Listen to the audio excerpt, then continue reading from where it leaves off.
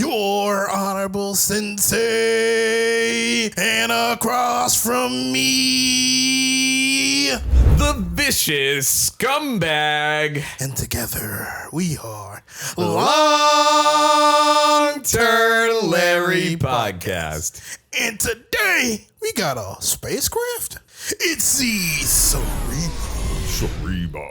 Shout out to what's that bird? Azir. Yo, shout out to Azir. You got a spaceship. And Susan and Renekton. Yeah, look at y'all. Look at y'all getting into space. But what is the Seriema? It is one generic white for a legendary artifact spacecraft. Ooh. Aliens. Whenever the Seriema enters, search your library for a legendary creature card, reveal it, and put it into your hand, then shuffle. It also has the ability to station. You can tap another creature you control, put charge counters equal to that creature's power onto the spacecraft, and when this gets to at least 7 charge count, it is a flying 5/5. Other tapped legendary creatures you control have indestructible. Now, did I hear you call this the Bebop? The Bebop. This is definitely the Bebop.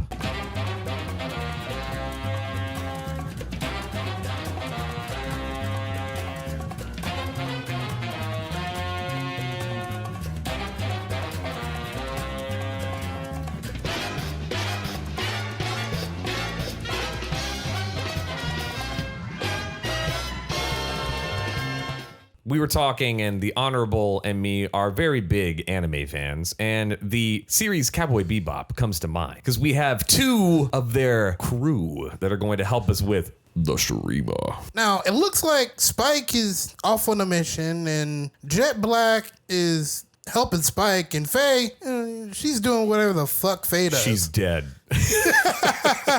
Cryogenically frozen bad bitches. My bad. So we only have Edward and Ein aboard the ship. But before we talk to you about our Bebop and what we trying to do with it, I'm gonna need you to like, comment, and subscribe. Ooh. And make sure to leave in the comments who your favorite Cowboy Bebop character was. I'm trying to see some. If it's Spike, you're basic. if it's Faye, you're a simp. If it's Ein, I respect you. If it's Jet Black, my man. Oh, my man. And put the cigarettes down. So what are we doing with the Seriema? The Seriema is a tutor on a spacecraft, not a stick. And we have some gorgeous lines that we're going to show you on how we're going to absolutely abuse edging to the eternity with the Seriema. This is a toolbox. So the first tool that we have in the shed we are calling Edward, and it is Oswald Fendelbender. So off your first search, you would go get Oswald. What does Oswald do? It's 1 generic and a white for a gnome artificer. 2/2. It has magical tinkering. For a white and tap, sacrifice an artifact. Oh. Search your library for an artifact card with mana value equal to 1 plus the sacrifice artifact's mana value. Put it onto the battlefield, then shuffle. Activate only as a sorcery. But Honorable, where are we going to get an artifact to let Fiddlebender eat it? I guess the Bebop's up for sale. We crashed the Bebop into the surface. Since we can essentially build this deck around 4-drop artifacts, what are the ones that we're trying to play? The number one we are trying to get, essentially the whole deck is built around, is Nyx Lotus. We are playing sort of a legendary devotion type deck, and we can generate tons of mana. Which is totally not mono white, which is right. It's so impressive. It does enter the battlefield tapped, unfortunately, but once we have it, we can tap it. Choose a color. Add an amount of mana of that color equal to your devotion to that color. You better be devoted. And we can't say that you have white devotion because that sounds bad. Wow. You devoted to the whites? Please don't cancel us. This is going to allow us to sack the Seriema, go get Nyx Lotus, and then now we will be able to produce enough white mana to get the Seriema back. Yeah, 5 mana. Think we don't have devotion for 5? Easy as hell. The second artifact that we could get is the Panharmonicon. It's going to double up our ETB triggers. Oh, wait. The Seriema is an ETB. Dun, dun, dun. With the Panharmonicon out, the Seriema essentially becomes like card advantage. Yeah, we're a pseudo legendary, so this is just going to make it to where everything we're talking about moving forward, you can get 2 of them instead of just 1 of them. The Wind Crystal is 2 generic white for a legendary artifact. White spells you cast cost 1 less to cast. If you would gain life, you gain twice that much life instead. And then we can tap 4 generic white. Creatures you control gain flying and lifelink till end of turn. We're not really trying to use the tap ability, but it's definitely an option once we gum up the board with a whole bunch of creatures. Who cares if after you have nothing left to do? What's the downside to padding life total and getting almost unblockable? Because you know your friends don't run flyers. And then finally, we have White Auracite. 2 generic white. Whenever this enters, exile target non-land permanent opponent controls until this leaves the battlefield. And then it taps for white. It's a weird Oblivion Ring mana rock. And we could just sacrifice the Bebop and just answer something. It's really cool. Yeah, it's a soul oblivion, a soul ring. Oh my God, I hate you. And since we're talking about all these cards that essentially give us mana, you might as well slide right into that ramp package. Now, we're in mono white, and Larry's, if you don't know, it is kind of hard to make a lot of mana when you're in a monocolor, especially if it's not green. So we're going to be running some good artifacts, and of course you know they're coming. We have Soul Ring, Arcane Signet, Felwar Stone, and Mind Stone. These 4 are just classic includes. I mean, you could call them a commander staple at this point. There's not really going to be anything else that we would go after. We could run the Enters in tap instead of Felwar, but we don't need to be slow. We need to move quickly. Never slow, always fast. Because it's a spaceship, baby. That's right, hyperdrive. We have the Pearl Medallion also here. If we play the Wind Crystal, there's no downside to playing the Pearl Medallion. Archaeomancer's map. Those pesky green players are always going to be ramping, so we might as well get our ramp on too. And thank you, Wizards, for constantly reprinting this thing, because it is a great card and it used to be crazy expensive. Oh my God, it's $5 now. Thank I know. God. Thank you, Wizards. And finally, the MVP, Moonsilver Key. Mm-hmm. Most people use this to go find their soul ring. I was about to say, it's a soul ring finder. Yeah. We'll do that too if we don't already have our Nyx Lotus on the battlefield. It can go find it. It can also go find the White Auracite. Yeah, Moon Silver is really going to help us out regardless. It's pretty much, you can look at this as, did I not get that? Or I didn't start with it in hand. Moon Silver is going to fill that void. This is the beginnings of the Oswald line. We're going to use him, eat the Seriema, get the Nyx Lotus, and then from that point moving forward, the rest is cake. Because we're then going to be able to produce enough mana to then play anything that we're after. And then the rest of what we're going to show you will still be applicative. You'll just have the tools to be able to keep playing it. The Seriema is a nasty spaceship. So the Bebop got sacrificed by, Edward. What if Edward didn't crash the ship? So instead, this is what happens when Ein pilots the Bebop.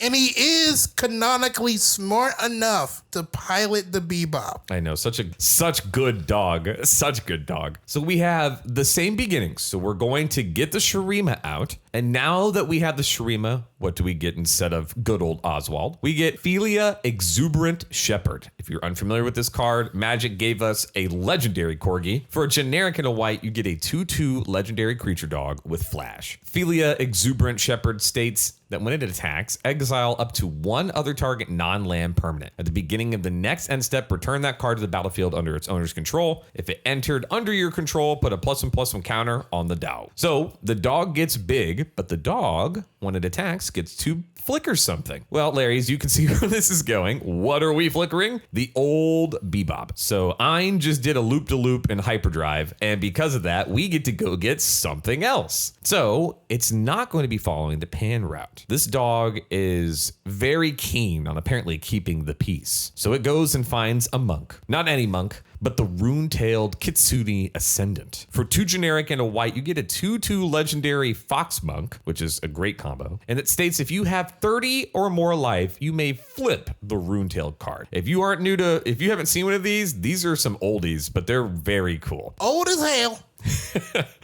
This one states that it turns into Runetail's essence and states prevent all damage that would be dealt to creatures you control. Keyword there, Larry, prevent all. It is not combat specific. It just says no damage. It's pretty much a different wording of indestructible. Do not touch my motherfucking dog. Ein is now made out of adamantium, and we get to now swing him until the cows come home. We have no downside. The dog is now unkillable. So what does that mean? If they haven't answered you or gotten you beneath 30, they're in a lot of trouble. Now we swing the dog, blink Seriema, and then we go and get Adeline, Resplendent Cathar. For generic white, we get a legendary human knight with vigilance who has star 4 for her power and toughness. Adeline's power is equal to the number of creatures you control. Suspicious. We don't really have that many creatures, right, Larry's? Well, that's where Adeline is a board in a box. Whenever you attack, doesn't have to be her, for each opponent, create a 1/1 white human that's tapped and attacking that player or planeswalker. Because, Garth is gonna get it too. The beautiful part is the fox never went away. So these 1/1s that would normally very easily be traded off, or not even traded, just easily blocked, are going to stick around. We're going to make a gigantic board with Adeline. This is going to make it to where moving forward, we're going to pretty much be very hard to deal with. And if they don't have like a farewell, it's probably game off of just these 2 alone. And just to know, Adeline gets so ridiculous big, it'd be really easy to, station that Bebop. Yeah, the Bebop might run out of gas, so it needs to be stationed. This deck is going to catch some heat, and you are definitely going to get focused or tried to be. So we have some, just beautiful cards, and this one is an Edge of Eternity's unique. We have Hallelujah, guided by light. For 2 generic and a white, we get a legendary human soldier that states that whenever Hallelujah or another creature or artifact enters, you gain a life. And at the beginning of your end step, draw a card if you've gained 3 or more life. How many tokens does Adeline make? It's weird that she would make literally 3 tokens. Wouldn't that then mean we would gain 3 life? Damn. It's so good. It's so good, Larry's. I can't even take credit. This is Honorable's absolute masterminding on this. I have to give a shout out. Incredible. This also has the unique effect that came with Edge of Eternities. So Larry's, we got a new effect here. We have Warp. For just a white, you may warp Hallelujah. It says you may cast this card from your hand for its warp cost. Exile this creature at the beginning of the next end step. Then you may cast it from exile on a later turn. This is like Plot meets Evoke. Yeah. And that's like perfect. Yeah, and it is an absolute, I love this effect. Wizards, you did a great job. This is a very nice addition to, a fresh effect. It feels very good. And the final card on this dog excursion is Toby, Beastie Befriender. He would definitely be friends with Ein. 2 generic and a white, you get a legendary human wizard, 1/1. When Toby Befriender enters, create a 4/4 white beast creature with. This creature can't attack or block alone. Poor thing. Sully needs a friend. And as long as you control 4 or more creature tokens you control have flying. Well, Adeline is going to very easily create 3, and then Toby makes 4. So without us even doing anything else, now Adeline makes flying 1/1s, and then Toby makes flying 4/4s. And then you can just blink Toby with the dog. And then like we said before, the 4/4 and the dog, by the way, because the dog is going to get huge. Every time we flicker something, the dog gets one bigger permanently. We can easily, station the Seriema with almost no effort here. So you're telling me once we get this whole thing set up, they can't take damage. If they're tapped, they're indestructible. We're probably getting a legendary creature and drawing a card, and they have flying. It's a fucking mess. It's amazing. Yeah, the Seriema just starts dumping, drop pods onto the play group, and you're just unloading tokens. This strategy makes it to where you have a massive board, and then your life total is very nicely taken care of. If you were already down, this is a better route. If you already got beat up, this was going to regain your life, and then you're going to have an over full hand is what you're going to have. Now, we have the two lines here. We got to have enough general support for both lines, depending on what situation you're in. Remember, this is a toolbox ship, so we need to get whatever the fuck we need. So the first thing we want to get, what if they just blow up the ship? Well, not my ship. We have Elena, Turk Recruit, 2 giant and a white for a human assassin, 1/4 legendary creature. Whenever it enters, return target non-assassin historic card from your graveyard to your hand. Oh my God. And whenever you cast a historic spell, put a +1/+1 counter on it. It's everything we need. It's okay that thing died. It's okay that got milled. It's okay that got discarded. Don't worry, Blonde Black Widow will get your cards back. I mean, you hit it right on the head. Tashar, Ancestors Apostle, is a Birdman. It's so good. Flying, 2/2, 3 generic and a white. Whenever you cast a historic spell, return target creature card with mana value 3 or less from your graveyard to the battlefield. How much does the Seriema cost? Looks like it's about 3 mana. Yeah, Tashar also just hilarious. Don't sleep on it. Tashar is a very, very easy include when you're like, I wish I could just recur more. But don't worry, we got a bird apostle that's gonna tell you about, how to save your friends. Like, yeah, he in hell, but we can get him back. I don't know how a spaceship go to hell, but actually Futurama spoke about how The express ship definitely went to hell. It was evil. Remember, it got sentient and tried to have sex with Bender. Vanat Heart of whatever that word is. 1 generic white for Elder Wizard. It's a white wizard. Don't know how I feel about that. Suspicious. 3/3. Whenever you cast a legendary spell, draw a card. This triggers once. Look at that. It's so and good. then for 7 mana, you can tap this, exile target non-land permanent. I didn't even remember that part. Holy crap. Get that thing out of here. Get that thing out of here. Man, remember that word I couldn't say? The mother crystal. The Hydaladian? Hydalin. Yo, hide Lynn. Hide her. Hide the Lynn. You know the cops coming. Oh, they can't smell it. Shit, I got that mother crystal. Oh, he got the mother crystal. It's a whole bunch of crap. Yo, they're going to break into the studio. Hey, the mother crystal makes crack babies. Oh my goodness. Yo, the CIA's favorite god. Of course, the mother crystal is unbreakable. She's indestructible. Yeah, you ain't never stepping on this rock.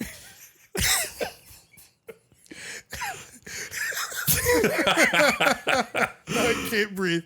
At the beginning of combat on your turn, put a +1/+1 counter on another target creature you control until your next turn. It gains indestructible. If that creature is legendary, draw a card. Chef's kiss. Like, you cooked that crack to perfection. This is an OD card. It is. This thing is very good. You get removal, a good body, then it becomes an indestructible 4/4. And then on top of all of that, it's going to make either the Seriema or the dog or Oswald indestructible. Oh, man. What if we made the Seriema indestructible? That might come up later. Gandalf the White. It's an avatar wizard. We're not afraid of him. 3 generic white flash. You may cast legendary spells and artifact spells as though they had flash. And then it says if a legendary permanent or an artifact entering or leaving the battlefield causes a trigger ability of a permanent you control, it triggers again. Do it again. Do it again. If you're a real one, do it again. If you're a real one, do it again. Elish Norn also partakes in that. If you're a real one, do it again. No point in reading it. And then they don't get to do it again. Hell no. Don't do it at all. They don't even get to do it. And then we got Lena. She's so selfless. Was she really in here just in case Adeline get removed? Yeah, exactly. For generic white for a human knight 3/3 that says when she enters, create a 1/1 soldier token for each non-token creature you control. And then, of course, we don't have to swing. We're just going to blink her with the dog. And then if we kill her, creatures you control with power less than her power gain indestructible. Yeah, we about that. Let's protect our little 1/1 white soldiers that are, helping us stay alive. Flowering the White Tree. Man, these names really... I feel sort of slighted. Like, what you trying to do? Yo, is this a jeans commercial? Oh my God. Don't worry, there's no blue in this deck, I promise. Jesus Christ. Oh yeah. This is definitely the Blue Eyes White Dragon of decks. Kaiba would be all over this ship. Oh, please.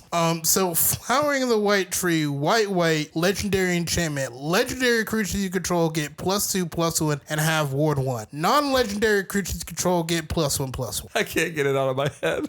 I just keep hearing Uncle Ruckus. Lily White. Flower in the lily white tree. And I know what his favorite chocobo is. I don't like the yellow ones. He definitely don't like the black ones. Ambrosia White. We're keeping all this shit in. I'm sorry. Y'all get to hear us having a great time. 1 generic and a white for a legendary bird. It is flash. Whenever it enters, you may return another permanent you control to its owner's hand. It also has landfall. We don't care about the landfall. It will get bigger bird, but bird no sole focus. Goodbye, bird. The bird will be useful when we get to another section of the deck. Yeah, Larry's, don't fret. We know that this doesn't technically blink it. This is a return spell, but there's a rationale. Now, we had a bunch of legendary support. It can't just be legendary. We do have to have some things that are just, you need it. We're in mono white. Mono white colored decks have certain problems, and we're here to fix a bunch of them. Remember he was talking about that bird? There's also a lion. It does almost exactly the same thing. White mane lion. White mane. White mane. 1 generic and a white for a cat. It's got flash. When white mane enters the battlefield, return a creature you control to its owner's hand. What season of Empire is this? What is it, white mane? Which one? Just remember these 2 cards. Put them in your pocket. They're going to be important later. Yeah, return to hand has a key effect for us. Now, we do have a land in here. We got a town. We got Ishgard the Holy Sea. It is a town that says when it enters in tapped for a generic white. Now, you would be thinking, why is this here? It has a sorcery. We got Faith in Grief. You have 3 generic white for a sorcery adventure. Return up to 2 target artifact and or enchantment cards from your graveyard to hand. Well, that pretty much covers most of the things that we can't get back with the other ones we've already been going through. Man, it'd be like we have a lot of redundancy just in case this shit gets blown up. And it's gonna get blown up because you'll probably do this one time and then the next game they're like, nah, I hate that dog. Or Edward or just keeps on crashing the motherfucking shit to go get these random artifacts. Edward, please. Edward, please. We also have Savine's Reclamation, 2 generic and a white for a general all-star. This card is amazing. Return target permanent card. Permanent with mana value 3 or less, the sweet spot, from your graveyard to the battlefield. If this spell is cast from your graveyard, you may copy this spell and choose new targets for it. We got a flashback on this, 4 generic and a white. No finality counters, no shenanigans, no additional costs. Fucking slaps. It's 59 cents. Oh my goodness. If you have white or you are mono white, run this. Now, Edward's been crashing the ship a lot into populated areas, and we now need to have a Guide of Souls. For just a white, we get a 1/2 human cleric that wishes he was a soul sister. It says whenever another creature enters the battlefield under your control, you gain 1 life and an energy. It also states whenever you attack, you may pay 3 energy counters. When you do, put 2 +1/+1 counters and a flying counter on target attacking creature. It becomes an angel in addition to its other types. Now the Bebop can be an angel spaceship. That sounds like some weird Gundam shit. Ooh, it is. See, there it is. It turns the Seriema into like a giant mechanized Azir. Weathered Wayfarer ramps, if we're behind. Yeah, it's so good. Hey, remember that land? You just go grab it. Itch guard? I'm trying to wholly see something real quick, and the Weathered Wayfarer about to give it to me. And these niggas ain't got their glasses on. Oh, I can't see. Since they can't see, they obviously can't search for glory. Oh. This card is an all-star, and I keep shoving this card into your face. It's 79 cents. And goated. We can play snow basics. Yep. It's not in the deck, but you could just make these snow basics. Search your library for a snow permanent card, snow basic. A legendary card, or a saga. We're not running any sagas. Reveal it, put it to your hand, and then you can gain life equal to the amount of snow mana used to cast a spell. Yeah, this is like one of the most slept on tutors I have ever seen. It's one of them. Like, if you're a person who hates tutors, why are you looking at this deck? Yeah, right. Yeah, exactly. This deck is a tutor. Like, stop it, please. But Search for Glory is like one of the best ones. Yep. You just fit in some snowlands, and now this turns into mono white ramp, and that is unheard of. It's like mono blue. You don't get that. We have Dawn of a New Age, because the Seriema's taken us to the next level. For generic and a white, we get an enchantment that says when it enters, you put a hope counter on it for each creature you control. At the beginning of your end step, you remove a hope counter from Dawn of a New Age, and if you do, draw a card. Then if Dawn of a New Age has no hope counters on it, you sacrifice it and gain 4 life. You have no hope. Don't worry, Dr. Doom. Or should I call you Tropic Thunder? I'm just kidding. We're gonna have creatures for this thing. And it's very easy for us to blink or get rid of something or return it from the graveyard. There's tons of ways to where we're not just gonna play Dawn of a New Age once.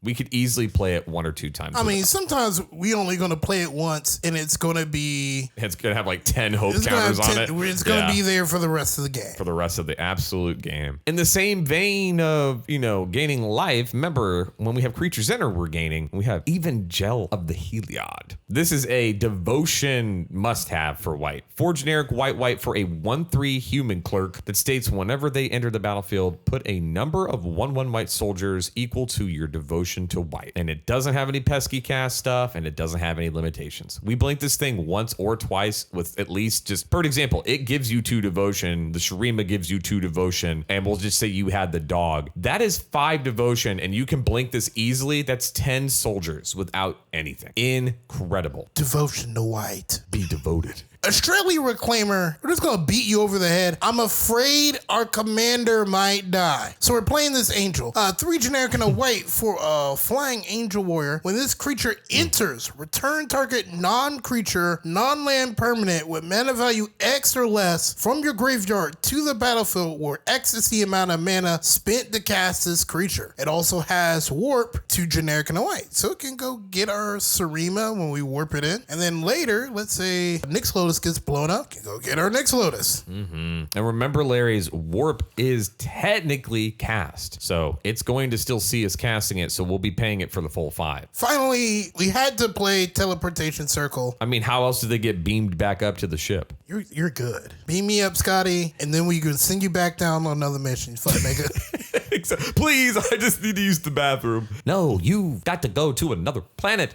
It's full of women. Scotty, take me with you. So, how are we gonna end this game? Like, you done showed me a whole bunch of crazy lines, a whole bunch of bullshit. How are we gonna win this game? Now, no one's ever told you in white your finisher are Myojins. Yeah, you see, blue and green, they got Kaijus? They got kaijus, golems, hydras. Nah, we got Myojin. Yeah, you're gonna do this shit once, and they're gonna wanna blow up your command. That's why we have all this recursion. So the 2 Myojins that we're playing are Myojin of Cleansing Fire. That sounds like an evil god. And then Myojin of Blooming Dawn. That sounds like a nice god. Yeah, one says, y'all sinning too much. The other one says, I want to make more people. We got Old Testament and New Testament. That's exactly what this is, too. Myojin of Cleansing Fire says, whenever it comes into play with a divinity counter on it, if you played it from your hand. Myojin of Cleansing Fire is indestructible as long as it has a divinity counter on it.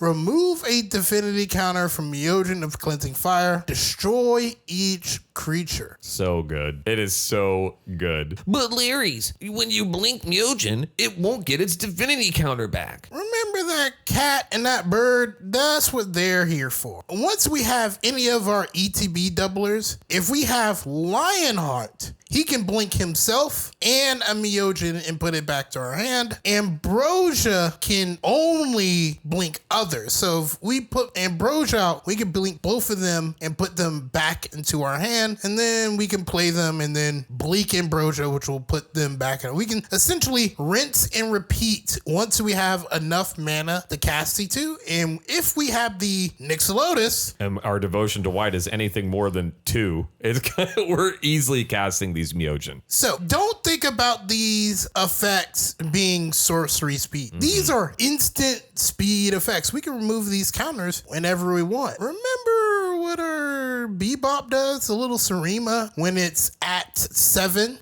Other tapped legendary creatures you control are indestructible. So essentially, once we start the loop, we can blow up the board every turn cycle and protect all our legendary creatures. Truly, you'll probably only have to do this twice. The first person will be able to dodge it with like a T-Pro, and then the rest of the board's dead. And then now it comes back around and you can do it again just to get rid of those pesky ones that survive. This is crazy. This kind of control is insane. And it's very one-sided too, so we're really not giving up anything. So the Cleansing Myojin blows stuff up. The Blooming Myojin makes 1/1 color spirit tokens for each permanent we control. So what you do is you just wait till it's the person's turn before yours. They go to their end step. You blow everything up. It's going to blow up the Seriema. We can cast it again, or we can recur it in plenty of different ways. And then we activate the Myojin after we've blown everything up. Now we have a gigantic spirit board versus nobody has anything even to respond to it. And if the Seriema was already a creature at this point, then everything else probably survived with this brand new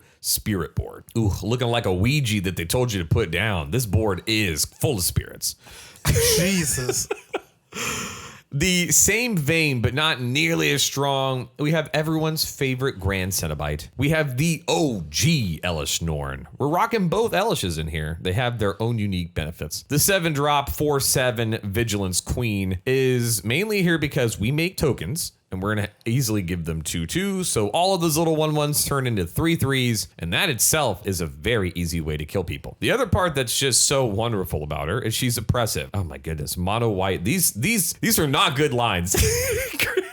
Creatures your opponents control get -2/-2. Elish having that ability on its own, just on the face, it normally shuts out like 90% of people's important creatures. And that we don't have to do anything. This doesn't even have to be blinked or flickered or just brought out. We're just gonna play the old girl and then shut out someone's board almost completely. Jazal Goldmane. Oh man, Goldmane? Goldmane. He gold. Oh man, there's two gold mains. He's another one of our finishers. If you don't have the time to set up, to blow up people's boards and make the spirits, you can literally just go get Jazal and then just pump your attacking creatures. Yeah, we're going to have a good amount of white with that Nyx, and that's going to make it to where then we can just pay 10 and then ta-da, everything's getting plus like 11 plus 11. And that's with you having like a small board. Yeah, like you having a decent sized board, like you got Adeline or you got Evangel of Heliod or you even got Lena. Those alone are going to make it to where you would have way more than 6 creatures because you're going to have the Seriema, a Flicker Tool, and Jazal. So that's already 3. Yeah, no, you're gonna have a much bigger board than no 5 creatures. Yeah, this is gonna make a big ass lethal board. Most people are not surviving this. No, not at all. And then finally, some people you're just gonna have to cheese. Oh yeah. And that's what the Halo Fountain's for. We're making plenty of creatures. If we have 15 creatures, and then we could just station the Seriema. Activate the Halo Fountain. You win the game. It's so good here. Do you think Master Chief throws coins into the Halo Fountain? Larry's, if he throws sticky grenades. Wart. The other two effects are great. We get card draw and a token creator. The Halo Fountain's just good. It's Larry's, do not run this and not a mono white or a 2-color deck at best. Please, if I see Halo Fountain in your 3-color list, 3 lashes. Speaking of lashes, because you didn't listen to your honorable and vicious, sensei and scumbag, it's time for Day of Judgment. And Larry's, you're not looking good. Remember we were talking about, just blowing up the board because all our legendary creatures will be indestructible. Well, why don't we just play a whole bunch of drafts and just blow up the board? When in doubt, blow up their stuff and make it one-sided. These are very easy. These should be, well known to you guys by now. We have the original, one of them. We have Day of Judgment, or you could run Wrath of God, or there's tons. There are a ton of 4-drop blow-up board. Fumigate, the same thing, except we get life for us blowing up stuff, and it costs 1 more mana. Elspeth is a planeswalker that makes tokens. That's really cool. Ooh. Also blows up shit. And then we're probably never getting to this emblem. I'm sorry. No. But if you do, cool. The Eternal Wanderer, another planeswalker. This one, no more than 1 creature can attack the Eternal. Cool. She's kind of safe. Yeah, we're going to be able to block if we set up. Yeah, we have a gigantic board. Her +1 lets you exile up to 1 target artifact or creature and then return it to play. So she's giving us an additional blink effect. Her 0-drop makes us 2/2 samurais with double strike. That was racist as fuck.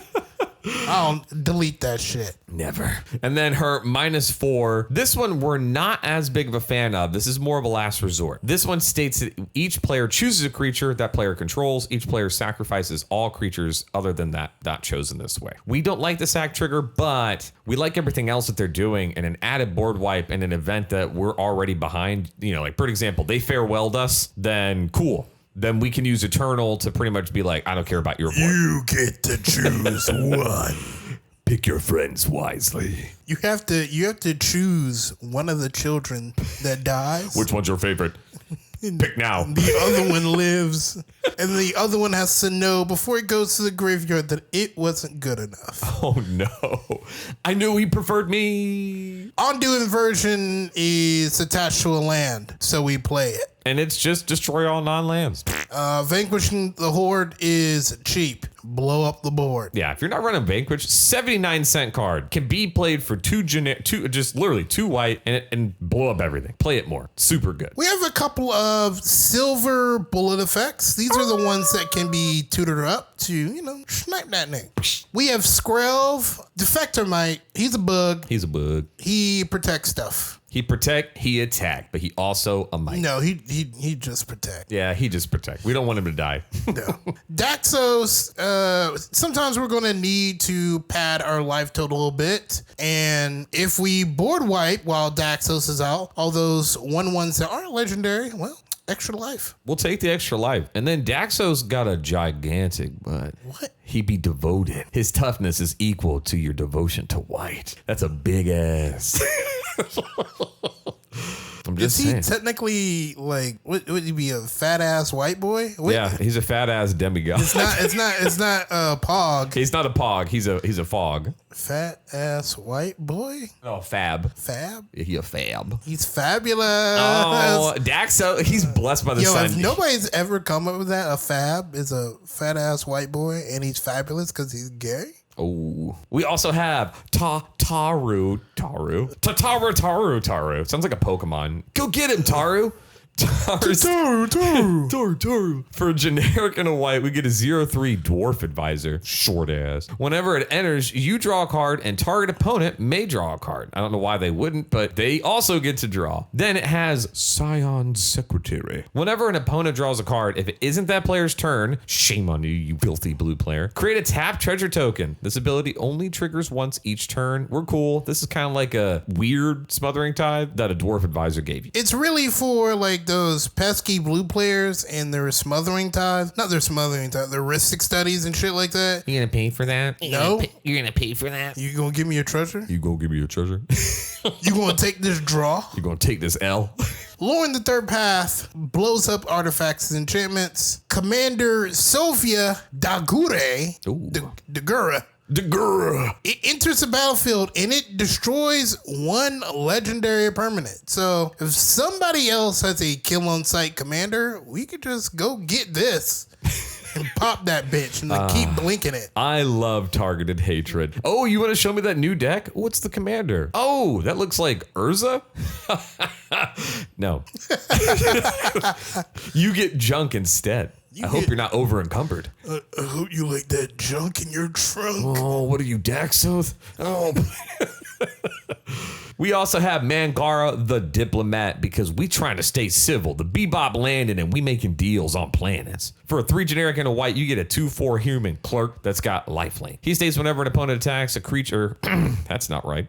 He states whenever an opponent attacks with creatures, if 2 or more of those are coming after you or a planeswalker, you get to draw a card. And then when an opponent casts their second spell, shame on them for trying to do things, you also get to draw a card. He's also our token black guy. Oh, look at you. Thank you, Mangara. We appreciate you. See, now we can claim on the internet that this deck isn't racist.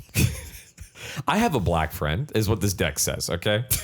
We also have Myrel Shield of Aggrieve. This is just amazing. If you're not familiar with her, she's like the mono white Krinko of tokens. This thing has a Grand Abolisher effect and can make a massive amount of creatures. 3 generic and a white for a 3/4 makes it where people can't cast spells, activate abilities of artifacts, creatures, or enchantments. Wait your turn, it's not mine. And then whenever she attacks, you create X/1/1 colorless soldier artifact creature tokens. That's a mouthful. Where X is the number of soldiers you control. She is a soldier, so even if you don't have any others, she's just gonna, the first swing's 1, the next one's gonna be 2, and now we have 4, and then 4. We then start to then compound and it doubles and doubles. She's super good. I think literally outside of Adeline and Toby, all of our token makers make soldiers. So Myrel might come out and be ecstatic that you already have a little soldier army waiting for her. These are regular silver bullets. They're not legendary, but they're just good. Archive of Ogma. Baby Drake. Baby one-armed Drake. Oh my God, he only has one arm. You never noticed that? Yeah. What the fuck? Yeah, baby one-armed Drake. He gonna help you carry books into the sky. And he's in a library. He's only got one hand. That's fucked up. Just hold on, I can't hold a book. I can't hold this book. He's gonna. How he gonna do freestyles off his blueberry if he can't even scroll? He can't even flip it around. No, his sidekicks stay closed. Leonin Relic Wanderer blows up shit. Skyclave Apparition blows up shit. Witch Enchanter is a land and a creature. It blows up shit. We say we're the only people with cool spaceships. You don't get to have cool spaceship. Witch Enchanter. Witch. We have other things that also blow up shit. Path of Exile, Swords, Faithful Absence. Get Lost is a great include. Hits almost everything. Yeah, we don't have to pick. We can get an enchantment, a creature, or a planeswalker. Who cares they get map tokens? Yeah, go look at a map. Get lost. Bitch. Grasp of Fate is a card that people need to be playing, but they're not. If you haven't introduced your play group to what O-ringing their commander or their more important piece looks like, welcome to Magic. We need one from everybody. Yeah, let me get that. Stroke of Midnight, Cinderella. We are playing 2 protection pieces, Clever Concealment, because we can hold up 1 mana and then tap our creatures and phase them out. And who doesn't want to see Cloud in a dress? And then Flare of Fortitude. We have plenty of white creatures to sacrifice to protect the greater good. And that sentence sounded way worse when I got to the end of it. I would gladly give my life for Pakistan. Yeah, it's okay. They're gonna be our martyr, and you know what? God bless them. 'Cause I'm proud to be an American, where at least I know I'm white. And on the Seriema. And that's it. This is our spacecraft. This deck tech is out of this world. You know what I mean? And if you're trying to hang out and station at the Longturnlarry space station, bro, make sure you tap that like button, dog. I need your power so I can become a creature. And you need to crew that subscribe button. Ooh. And leave a job report. Tell us how good of a job we're doing. 1 out of 10 stars. I didn't find it to be very human. The design is very human. Larry's, I am your vicious scumbag. And I am your honorable sensei. And together we are Longturnlarry Podcast. Bitches.